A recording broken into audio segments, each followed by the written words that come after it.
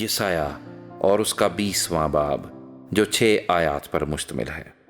جس سال سرجون شاہ اسور نے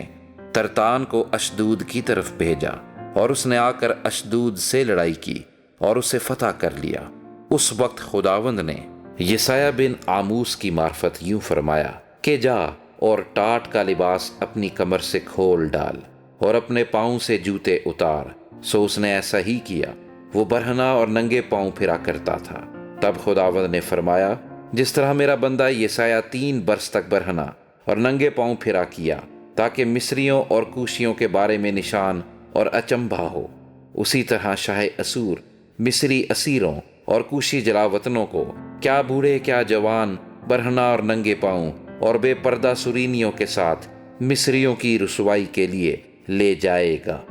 تب وہ ہراساں ہوں گے، اور کوش سے جو ان کی امید گاہ تھی اور مصر سے جو ان کا فخر تھا شرمندہ ہوں گے۔ اور اس وقت اس ساحل کے باشندے کہیں گے، دیکھو ہماری امید گاہ کا یہ حال ہوا جس میں ہم مدد کے لیے بھاگے تاکہ اسور کے بادشاہ سے بچ جائیں، پس ہم کس طرح رہائی پائیں۔